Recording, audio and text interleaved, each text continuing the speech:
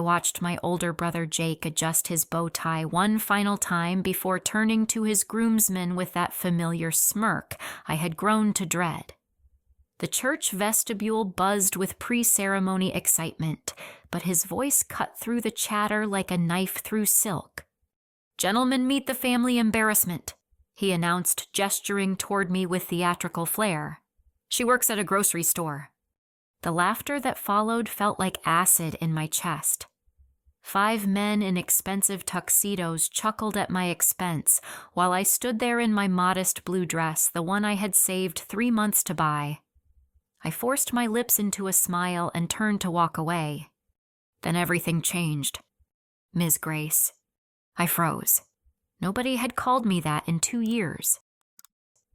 The voice belonged to a tall man in an impeccably tailored charcoal suit, his silver cufflinks catching the afternoon light streaming through the stained glass windows.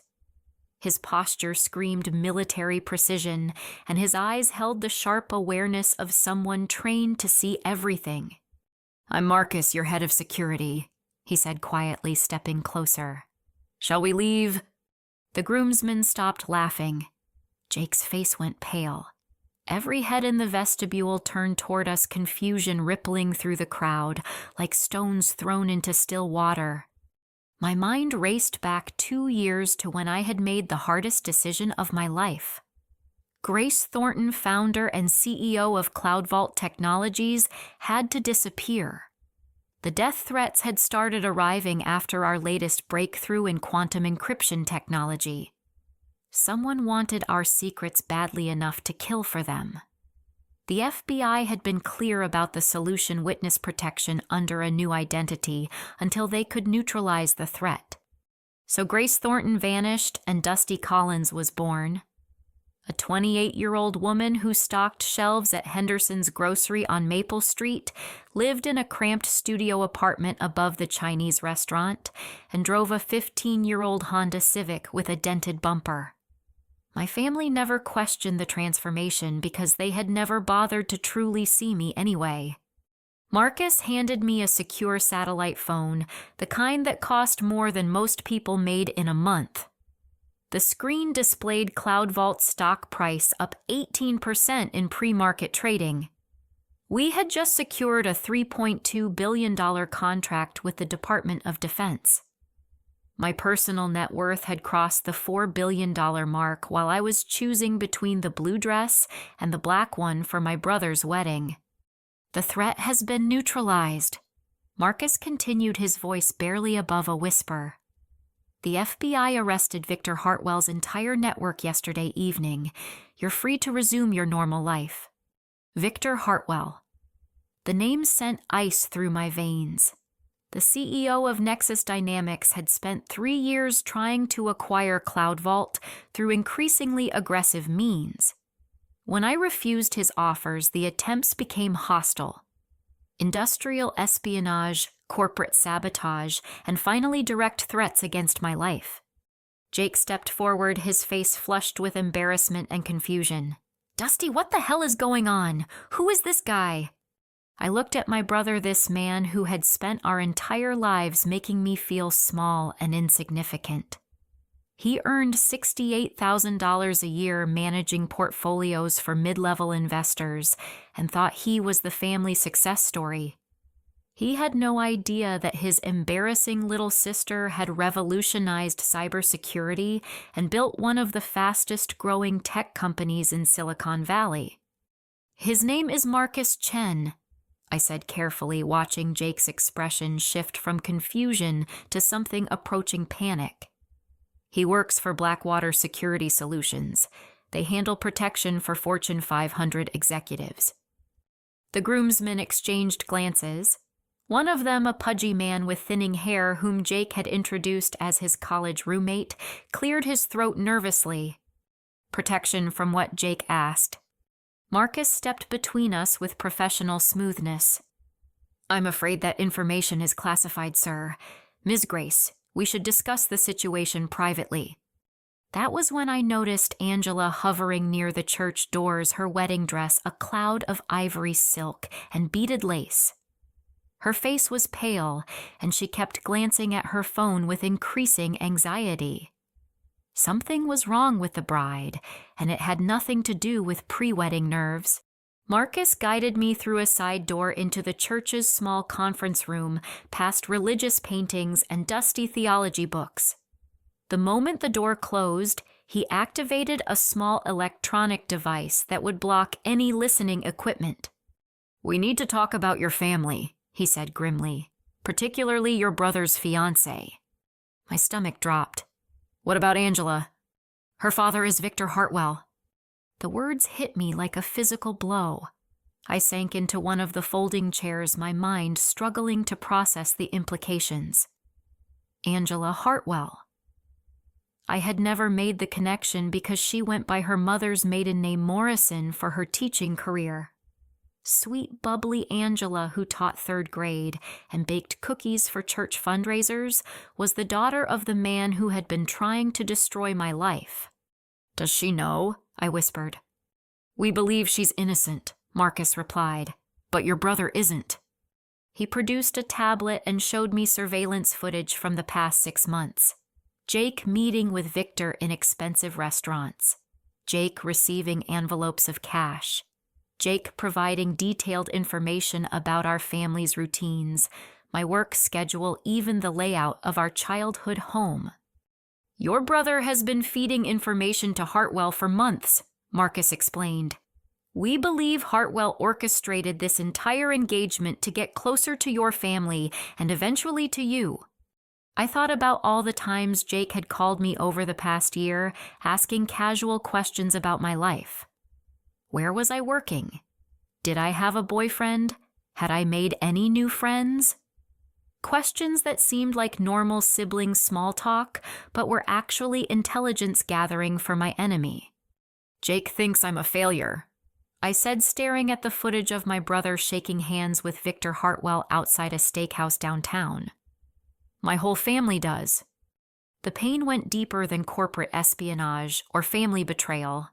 It reached back to childhood, to a lifetime of being dismissed and underestimated. When I skipped 2 grades in elementary school, my parents worried I was becoming antisocial. When I got accepted to MIT at 16, they said I was too young to leave home. When I dropped out junior year to start Cloud Vault, they told everyone I had suffered a nervous breakdown. They never attended my product launches or press conferences. They didn't know I had been featured on the cover of Forbes, Time, and Wired magazines. They missed the ceremony where I rang the opening bell at the New York Stock Exchange. My own parents had never bothered to Google my name, so they never learned that their disappointing daughter had become one of the most successful entrepreneurs in American history. Marcus pulled up another video, this one showing Jake entering the offices of Hartwell Financial Group just 3 weeks ago. "Your brother doesn't work for Davidson and Associates anymore," he said quietly. "He's been employed by one of Victor Hartwell's shell companies for the past 4 months. His salary increased by 200% overnight." The betrayal burned worse than any corporate espionage. Jake had sold out his own sister for money, and he didn't even know what he was selling. He thought he was just gossiping about his loser sibling who couldn't hold down a real job. "There's more," Marcus continued. "The wedding venue, the catering, the honeymoon to Italy, all of it has been paid for by Hartwell Industries. Your brother thinks he's marrying into money, but he's actually been bought and paid for." Through the conference room window, I could see wedding guests starting to take their seats in the sanctuary. My parents sat in the front row, my mother dabbing at her eyes with a handkerchief, while my father checked his watch impatiently. They looked older than I remembered, grayer and more fragile. When was the last time I had really talked to them? When was the last time any of us had been honest about anything that mattered? Angela appeared in the doorway, her veil slightly askew and panic in her eyes. "Dusty, have you seen my father? He was supposed to walk me down the aisle, but he's not answering his phone. His security team says he had to leave for an urgent business meeting, but that doesn't make sense. He wouldn't miss my wedding for anything." Marcus and I exchanged glances. Victor Hartwell wasn't at an urgent business meeting. He was in federal custody, arrested the night before on charges of corporate espionage, attempted theft of trade secrets, and conspiracy.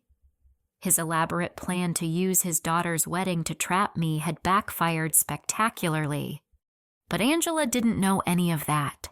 She just knew her father had abandoned her on the most important day of her life. Marcus activated his secure communication device and spoke in rapid coded phrases to someone on the other end. When he finished, his expression was grim. "Hartwell's people are here," he said. "At least 12 operatives positioned throughout the venue. They're disguised as photographers, catering staff, and guests. This wedding was meant to be your trap, not your brother's celebration." He showed me thermal imaging from the security sweep his team had conducted. Red dots indicated hostile personnel positioned at every exit in the bell tower, even in the church basement. Victor Hartwell had turned a sacred ceremony into a battlefield. "How long have you known?" I asked. "We've been tracking this operation for 4 months," Marcus admitted. "We needed to let it play out to gather evidence against Hartwell's entire network. Your safety was never in question. My team has been watching you around the clock." I thought about all the times I had felt eyes on me while walking to work or shopping for groceries. I had attributed it to paranoia, but I had been right. I was being watched, but not just by Hartwell's people. Marcus had positioned an entire security detail to protect me without my knowledge. "The grocery store job," I said, pieces clicking together. "Henderson hired me even though I was overqualified. That wasn't luck." "Mr. Henderson is a retired FBI agent," Marcus confirmed. "The entire store operation was cover. Half your coworkers are federal agents." My mind reeled. For 2 years, I had been living in an elaborate stage play surrounded by actors pretending to be ordinary people while protecting me from threats I couldn't see. Even my cramped apartment above the Chinese restaurant was a safe house, with Mrs. Kim downstairs serving as my unofficial bodyguard between orders of Kung Pao chicken. Angela had been pacing near the window, growing more agitated by the minute. Now she turned to face us, tears streaming down her cheeks. "Something terrible has happened to my father, hasn't it?" she whispered. "That's why you're here. That's why everyone is acting strange." I looked at this young woman who had been caught in the crossfire of a war she never knew existed. Angela was 25, fresh out of graduate school, genuinely in love with my brother despite his many flaws. She didn't deserve to have her wedding day destroyed by her father's crimes. "Your father made some very bad choices," I said gently, "but that doesn't reflect on you or Jake or your marriage." Marcus was monitoring his communications device again, receiving updates from his team positioned throughout the church. The look on his face told me the situation was deteriorating. "Hartwell's operatives are moving into position," he reported. "They received word that their primary target has been located.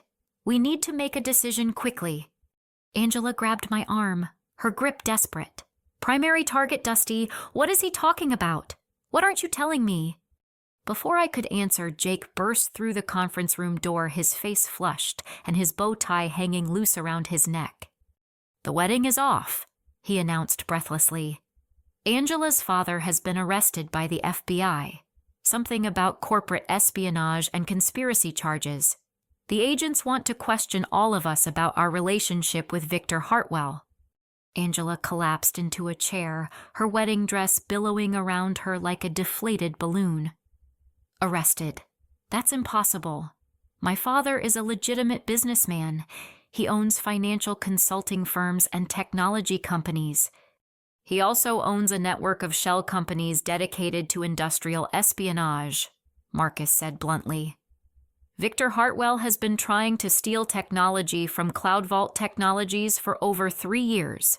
When legal acquisition attempts failed, he resorted to increasingly criminal methods."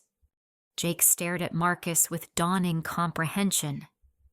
"Cloud Vault Technologies. That's the company that's been all over the news lately. The quantum encryption breakthrough, the defense contracts. Wait, how do you know so much about this? I took a deep breath, knowing that the next words out of my mouth would change everything between us forever. Because Cloud Vault Technologies is my company, I said quietly. I'm Grace Thornton. The silence that followed was deafening. Jake's mouth opened and closed like a fish gasping for air. Angela stared at me with wide eyes, pieces of a puzzle finally clicking into place. That's impossible, Jake finally managed. You work at a grocery store. You live above a Chinese restaurant. You drive a car that's older than some of our cousins. I've been in witness protection for 2 years, I explained. Your future father-in-law wanted my technology badly enough to threaten my life. The FBI created a new identity for me until they could build a case against him. Jake sank into the remaining chair, his face pale. Grace Thornton, the Grace Thornton, the woman who revolutionized cybersecurity and became the youngest female billionaire in tech history. $4.2 billion as of this morning, Marcus added helpfully. Angela's tears had stopped, replaced by a mixture of awe and horror. My father tried to kill you. He tried to acquire my company through legitimate means first, I said. When I refused his offers, he escalated to corporate sabotage, then direct threats. Your engagement to Jake was his final gambit to get close enough to neutralize the threat I represented to his business interests. The wedding bells that should have been ringing in celebration had been replaced by the distant sound of sirens as FBI agents moved to secure the venue and arrest Hartwell's operatives. The church sanctuary had been cleared of guests and transformed into a temporary command center for the FBI operation. Agents in tactical gear moved through the pews, while crime scene technicians collected evidence and processed the venue. Through the stained glass windows, I could see helicopters circling overhead and media vans beginning to arrive. My parents sat in the front pew looking small and bewildered amid the chaos. They had aged noticeably since I last really looked at them. My father's hair had gone completely gray, and my mother's hands shook as she clutched her purse. They were 73 and 71, respectively, retirement age, but still working because their savings had been decimated by medical bills after my father's heart attack 3 years ago. I approached them slowly, Marcus staying a respectful distance behind. They looked up at me with expressions I couldn't quite read, confusion mixed with something that might have been pride. Mom, Dad, I began, but my mother cut me off. We know, she said simply. Know what?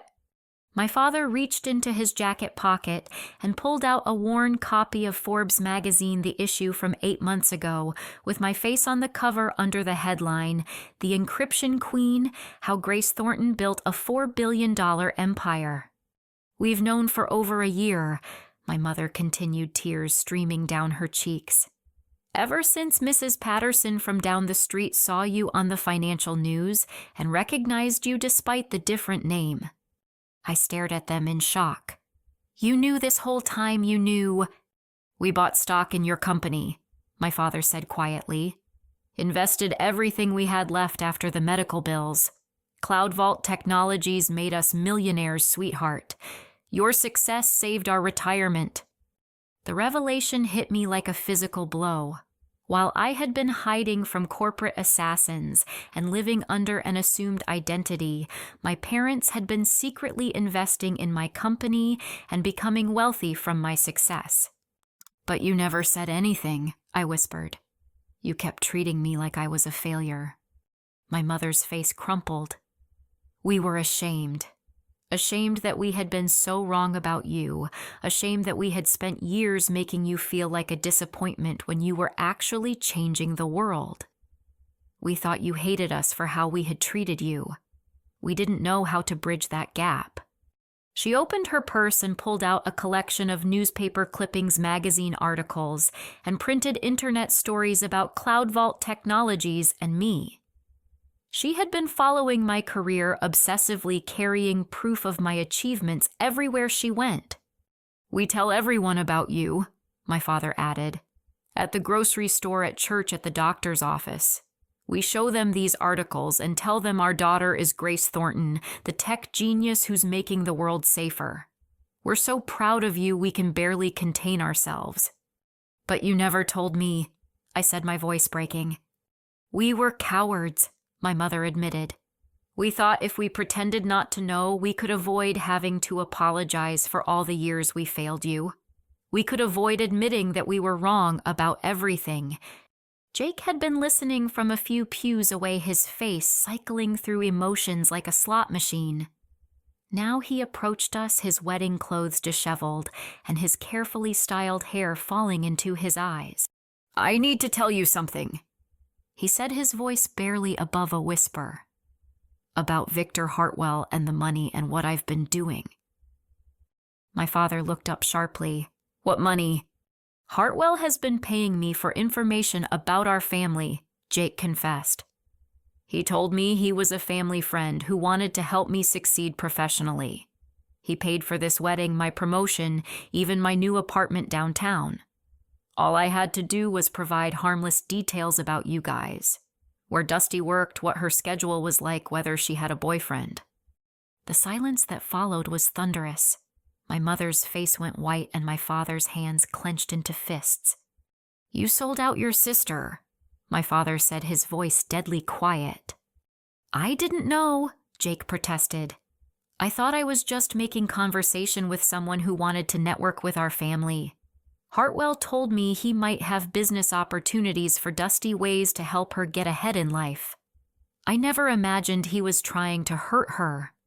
You took money in exchange for information about your sister, my mother said, her voice trembling with rage. You betrayed your own family for cash. Jake's face was red with shame and desperation. I thought I was helping. Hartwell made it sound like he wanted to mentor her, maybe offer her a better job. I know how hard things have been for her financially. Financially? I couldn't help but laugh, the sound bitter and hollow in the empty church. Jake, I'm worth over $4 billion. I could buy and sell your entire life 1,000 times over.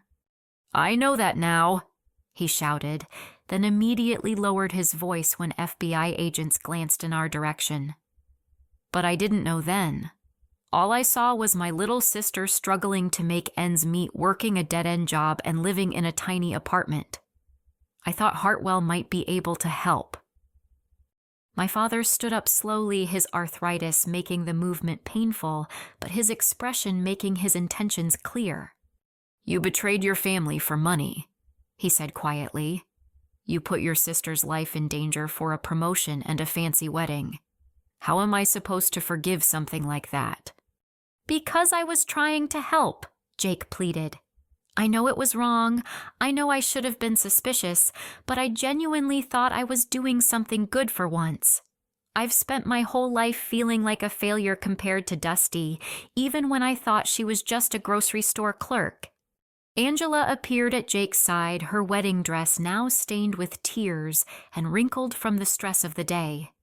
She had been crying steadily since learning about her father's crimes, but now her expression was determined. He made a mistake, she said firmly. A terrible, stupid mistake that could have gotten people hurt. But Jake had no idea what my father was really planning. If you want to blame someone, blame me for not seeing what kind of man my father really was. My mother reached out and took Angela's hand. Sweetheart, your father's crimes are not your responsibility. You're as much a victim in this as anyone else. But I should have known, Angela insisted. I should have questioned why he was suddenly so interested in Jake's family, why he was being so generous with money, why he asked so many questions about all of you. I was so happy to be getting married that I ignored all the warning signs. Marcus stepped forward, having finished coordinating with the FBI agent securing the scene. If it helps, he said, your brother's information was actually useful to our investigation. We've been feeding false data through his reports to Hartwell for months, leading them into this trap. In a way, he helped us build the case that brought down the entire operation. Jake looked up hopefully. Really, Marcus confirmed. Hartwell's network has been completely compromised. 17 arrests across 6 states, millions of dollars in stolen technology recovered, and enough evidence to put the leadership away for decades. Your cooperation, even unknowing cooperation, contributed to one of the largest corporate espionage cases in FBI history. The weight of everything that had happened, everything that had been hidden and revealed, settled over our family like dust after an explosion. We were all different people than we had been that morning, and we were going to have to learn how to be a family all over again. 3 hours later, the church had been cleared and the FBI operation concluded. Angela had changed out of her wedding dress into jeans and a sweater borrowed from one of the female agents. Jake had loosened his tie and rolled up his sleeves, looking more like the little boy I remembered than the arrogant man who had introduced me as the family embarrassment. We sat in a circle in the church basement, sharing coffee and sandwiches provided by the FBI catering team, which I now realized had been legitimate FBI agents all along. The irony wasn't lost on me that the people who had been hired to spy on me were actually protecting me. "I need to explain something," Jake said, suddenly breaking the comfortable silence that had settled over us. "About why I took Hartwell's money, why I was so eager to believe his story about wanting to help our family." He looked directly at me, his eyes red-rimmed but determined. "I've been jealous of you my entire life," he continued. "Even when I thought you were a failure. Even when I was making fun of you for working at a grocery store deep down, I knew you were smarter than me. You always have been. You skipped grades, got into MIT, had professors calling you a genius when you were still a teenager." "Jake." I started, but he held up his hand. "Let me finish. When you dropped out of college, I was secretly relieved. Finally, I was going to be the successful one. I could be the child our parents were proud of. I could be the one with the good job and the nice car and the respect." He laughed bitterly. "But even then, even when you were supposedly throwing your life away, I still felt like you were holding back, like you had potential you weren't using. It drove me crazy." Angela reached for his hand, offering silent support. When Hartwell approached me, when he started talking about business opportunities and networking, it felt like validation. Like finally someone important thought I was worth investing in. He made me feel significant in a way I had never felt before.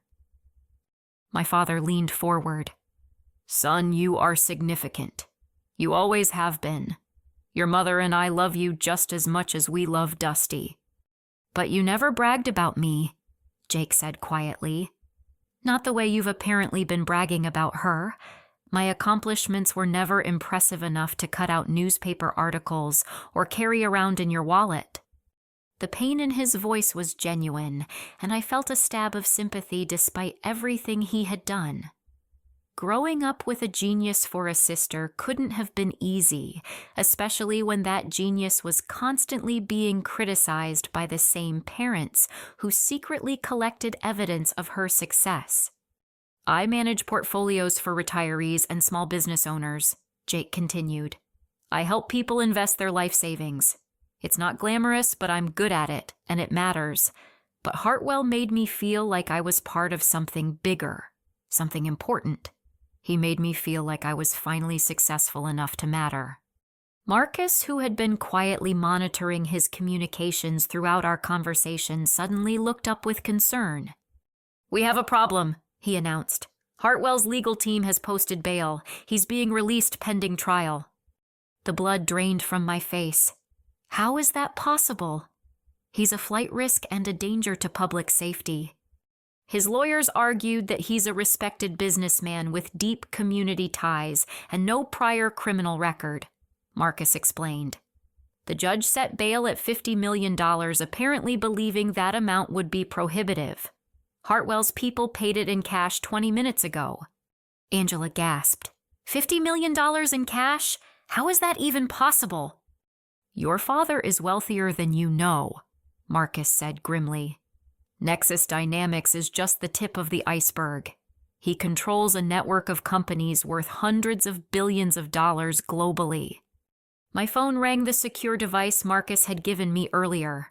I answered and immediately recognized the voice of Director Sarah Matthews from the FBI's Cybercrime Division.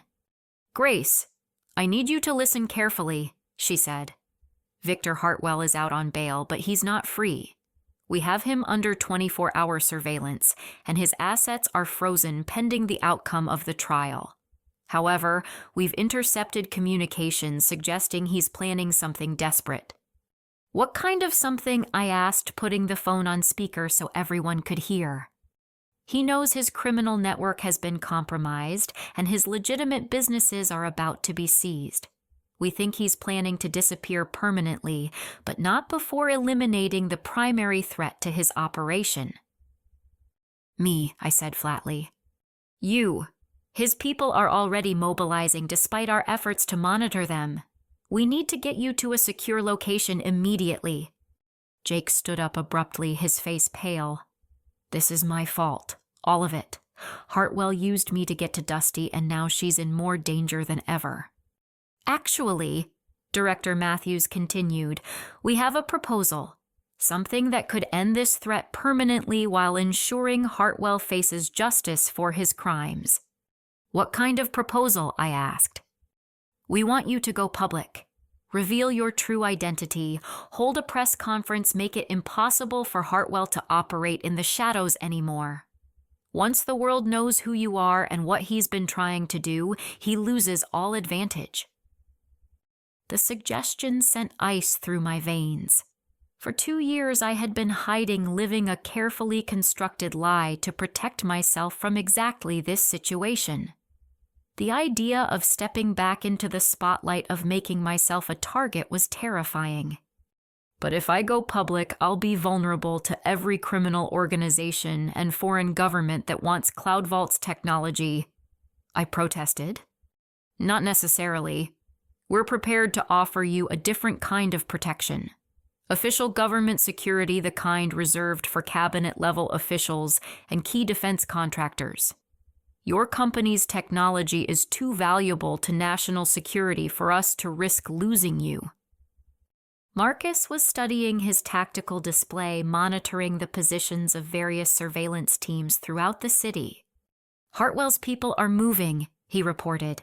"They're coordinating something big. We need to make a decision quickly." I looked around at my family, these people who had been living their own lies and keeping their own secrets. My parents who had been secretly proud of me while pretending indifference. Jake, who had been secretly jealous while publicly dismissive. Angela, who had been unknowingly complicit in her father's schemes while genuinely loving my brother. We were all guilty of deception, all complicit in a web of half-truths and hidden feelings. Maybe it was time for all of us to start telling the truth. "I'll do it," I said.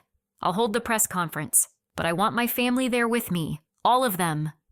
Director Matthews paused. "That's not standard protocol." "It's my condition. My family has been dragged into this mess because of their connection to me. They deserve to be part of the solution." Jake looked at me with surprise and gratitude. "You want us there after everything I've done." "Especially after everything you've done," I replied. "You made a mistake, but you're still my brother. We're going to face this together as a family." Angela squeezed Jake's hand. "What about the wedding? What about our marriage?" I smiled, the first genuine smile I had managed all day. "We'll figure that out after we put Victor Hartwell in prison where he belongs." The FBI's downtown field office had been transformed into a media center within hours.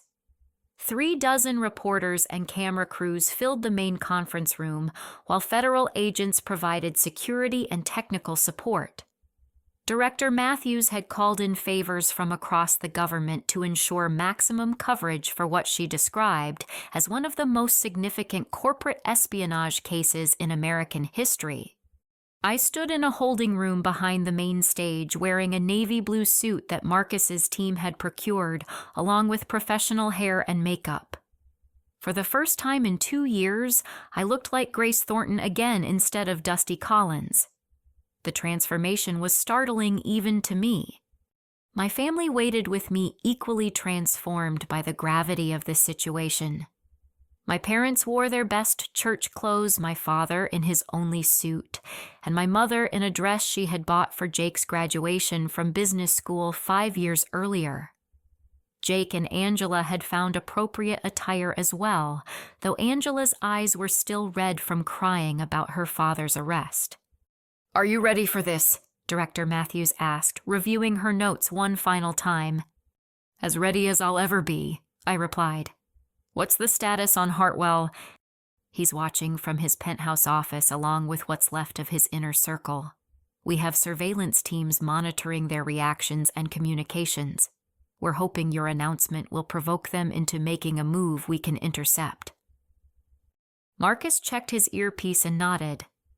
"All security teams are in position. The building is secure, and we have countermeasures in place for any potential threats." Through the doorway, I could see the packed conference room.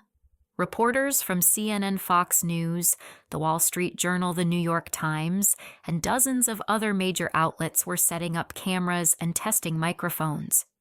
This story had everything they loved: technology, espionage, family drama, and a shocking revelation. "There's something else you should know," Director Matthews continued. "We've been monitoring Hartwell's communication since his release. He's been making calls to associates in China, Russia, and North Korea. We believe he's trying to auction your company's quantum encryption technology to foreign governments." The implications were staggering. Cloud Vault's technology wasn't just commercially valuable, it was critical to American national security. Our encryption algorithms protected everything from military communications to nuclear facility controls. In the wrong hands, it could compromise the safety of the entire country. "That's treason," Jake said quietly. "Exactly. Which is why we need to act decisively today. Once Hartwell realizes his criminal network has been completely exposed and his assets are frozen, selling state secrets to hostile nations may be his only option for funding his escape." My secure phone buzzed with an incoming message. I glanced at the screen and felt my blood turn cold. "Grace, I have a proposition for you. Meet me at the Cloud Vault headquarters building in 2 hours alone, and I'll surrender peacefully. Refuse, and I'll release your encryption source code to every hostile intelligence agency on Earth. Your choice. VH." I showed the message to Director Matthews, who immediately began coordinating with her tactical teams. "It's a trap," Marcus said flatly. "He's desperate and dangerous. There's no scenario where meeting him alone ends well for you.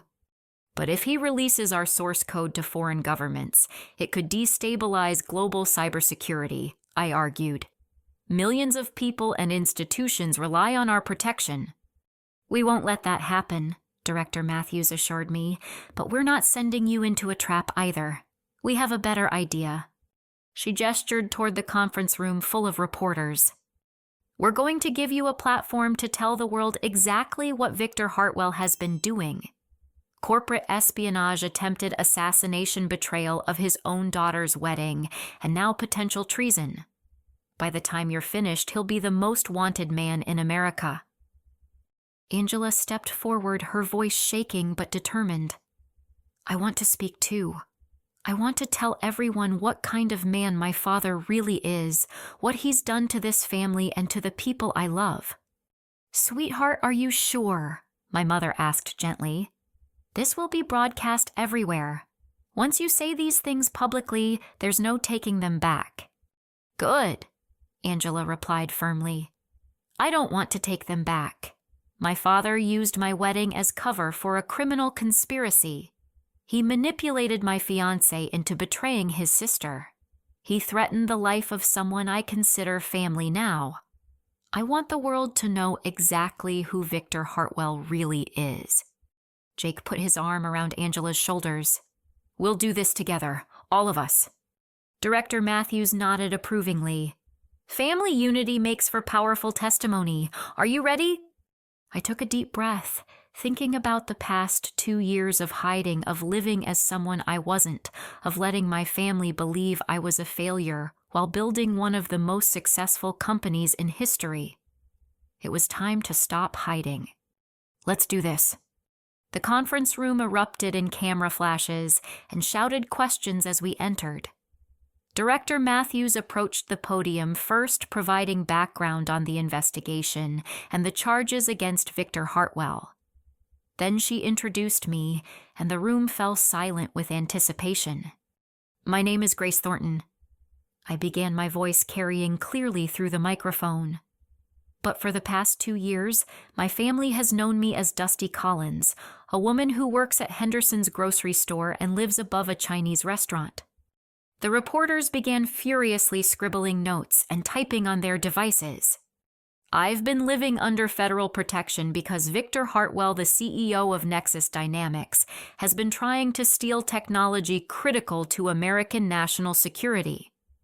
When his attempts at legal acquisition failed, he resorted to corporate espionage, sabotage, and direct threats against my life. I gestured toward my family. Mr. Hartwell used my brother's engagement to his daughter as an opportunity to infiltrate my family and gather intelligence about my location and vulnerabilities.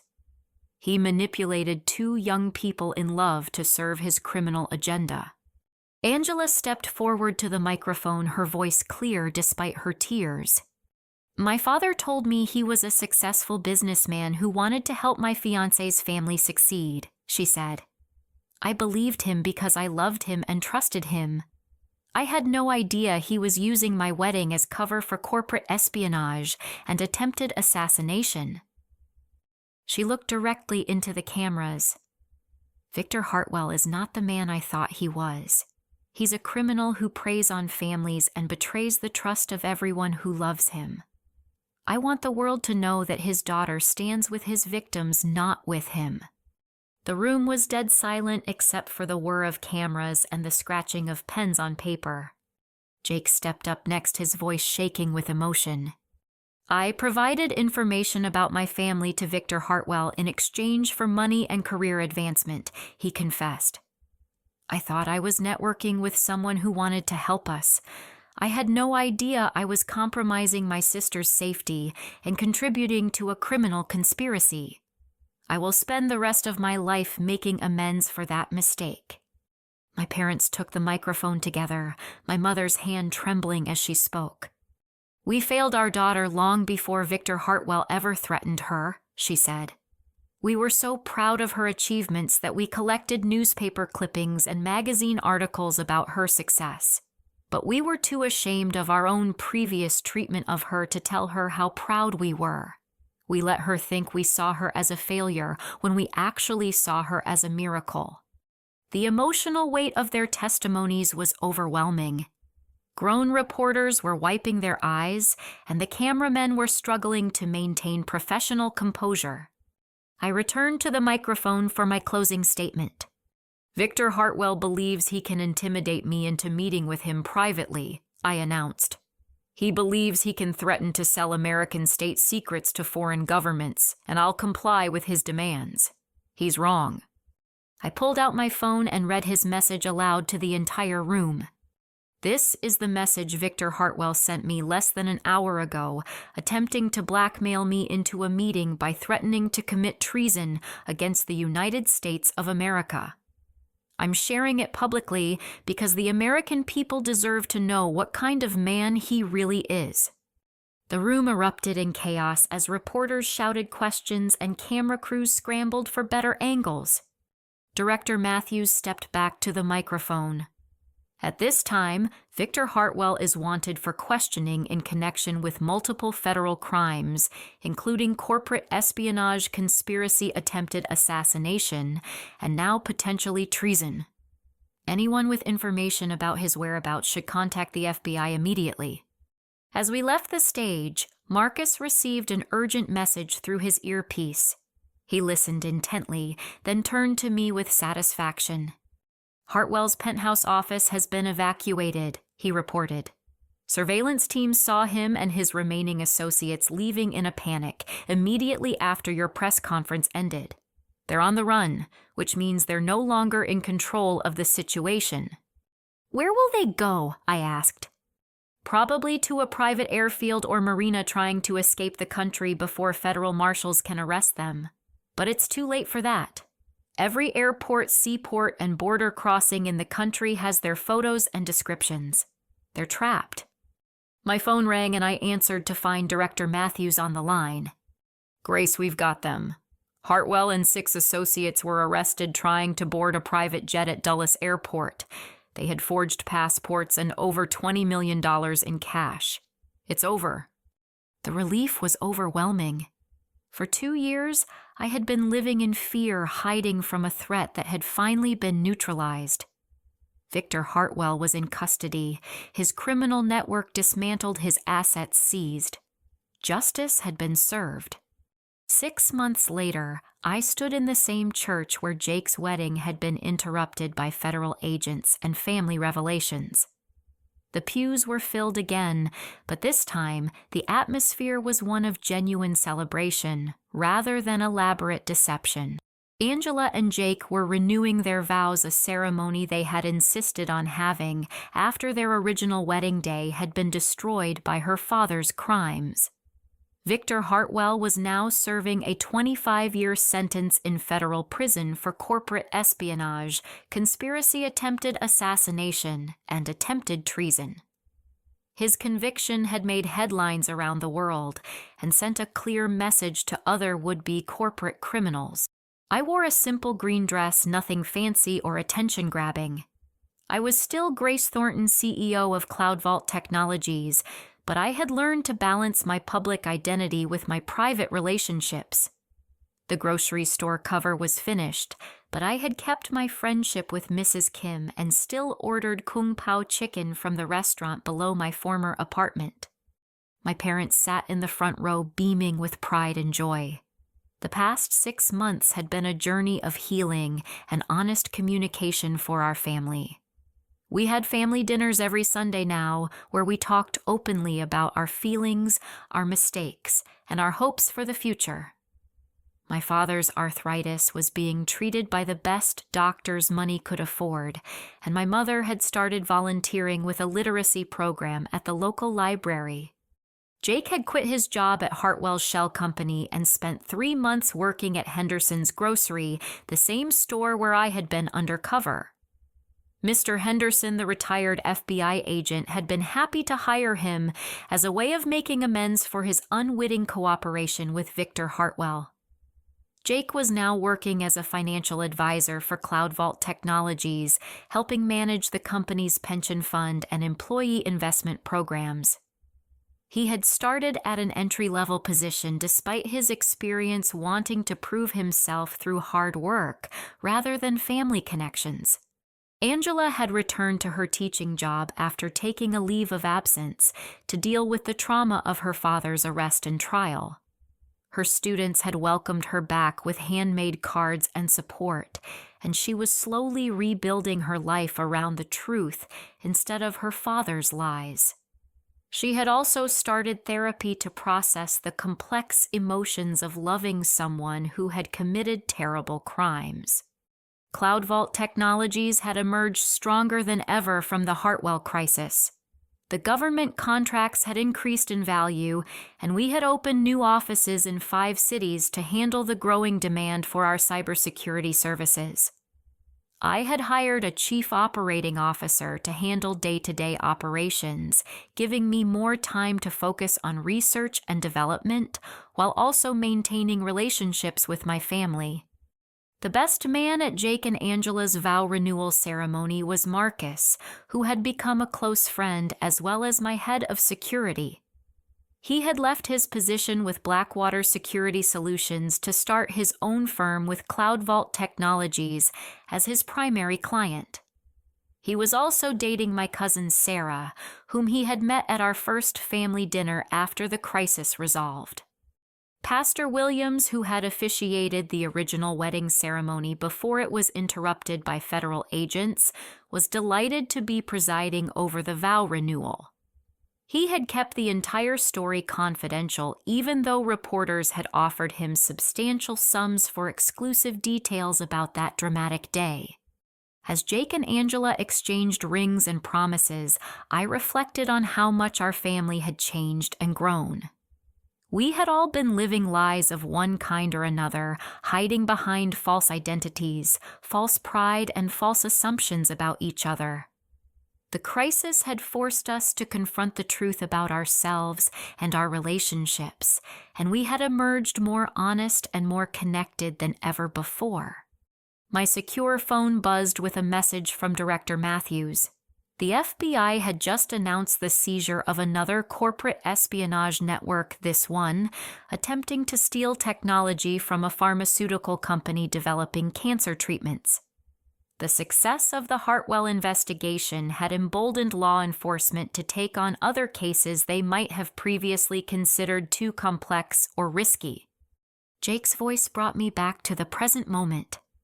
I promise to support you, to be honest with you, and to never again let pride or jealousy compromise the trust between us, he was saying to Angela. I promise to build our marriage on truth and mutual respect, not on secrets or deception. Angela's response was equally heartfelt. I promise to see you for who you really are, not who I think you should be. I promise to choose our relationship over any other loyalty, including family loyalty, if that choice is necessary to protect the people we love. They were words that applied to all of us, not just the bride and groom. We had all learned the importance of choosing truth over comfort, honesty over pride, and love over fear. After the ceremony, we gathered in the church fellowship hall for a reception that was everything the original wedding should have been. Simple, genuine, and focused on celebrating the love between two people who had survived a terrible trial and emerged stronger for it. I stood to make a toast, raising my glass of sparkling cider. To Jake and Angela, I began, who taught us that love can survive betrayal, truth can overcome deception, and family can be rebuilt on a foundation of honesty and forgiveness. I looked around the room at these people who had shaped my life in ways both wonderful and painful. 6 months ago, I thought I was protecting myself by hiding who I really was. I thought I was protecting my family by staying away from them. I was wrong on both counts. The greatest protection comes from the people who love you, and the greatest success means nothing without family to share it with. My mother was crying happy tears, and my father was nodding approvingly. Jake and Angela were glowing with joy, and Marcus was smiling while keeping a professional eye on the room's security. I learned that you can build a billion-dollar company, revolutionize an entire industry, and change the world. But if you don't have people who love you for who you are, not what you've accomplished, then you haven't really succeeded at anything that matters. I raised my glass higher. Here's to second chances, honest conversations, and families that choose truth over pride. Here's to Jake and Angela, and to all of us learning that the best protection against the storms of life isn't hiding from them, but facing them together. The applause was warm and genuine, and as I sat back down, Angela hugged me tightly. "Thank you," she whispered, "for forgiving Jake, for welcoming me into your family despite everything my father did, and for showing us all what real strength looks like." Later that evening, as the reception wound down and guests began to leave, I found myself alone with my parents on the church steps. The autumn air was crisp, and the streetlights cast a warm glow over the parking lot, where federal agents had arrested corporate spies just 6 months earlier. "I have something for you," my mother said, reaching into her purse. She pulled out a small wrapped package and handed it to me with trembling hands. Inside was a simple silver locket, the kind my grandmother had worn when I was a child.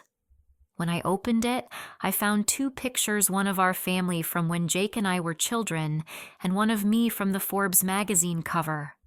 "I wanted you to have something that represented both the little girl we raised and the amazing woman you became," she explained. We love both versions of you, and we're sorry it took us so long to figure out how to show it. I hugged both my parents, feeling the completeness that comes from true reconciliation. We had all made mistakes, all caused each other pain, all hidden behind false identities and false pride. But we had also chosen to forgive, to grow, and to build something better together. As I drove home to my new apartment, a penthouse in downtown that was both luxurious and secure, I thought about the journey that had brought me here. 2 years ago, I had been hiding from threats I couldn't see, living a lie to protect a truth I thought no one would understand or appreciate. Now I was living openly as Grace Thornton, CEO and founder of Cloud Vault Technologies' daughter and sister, in a family that finally knew how to love honestly, and a woman who had learned that the greatest success comes not from what you build, but from who you choose to share it with. The threats were gone, the secrets were revealed, and the family was healed. Justice had been served not just in the courts, but in the quiet moments of forgiveness and understanding that had brought us back together. Life wasn't perfect, but it was real, and it was mine. Have you ever experienced a moment when a family misunderstanding led to something unexpectedly positive? I'd love to hear your thoughts on how secrets and assumptions can damage relationships, and whether you think families can truly heal from years of miscommunication and hidden feelings. Please share your experiences in the comments below, and if this story resonated with you, don't forget to like this video, subscribe for more family stories about overcoming betrayal and finding redemption, and share it with someone who might need to hear that it's never too late to rebuild trust and understanding with the people you love. Thank you for listening to this journey of family reconciliation and second chances, and I wish you the courage to have honest conversations with the people who matter most in your life.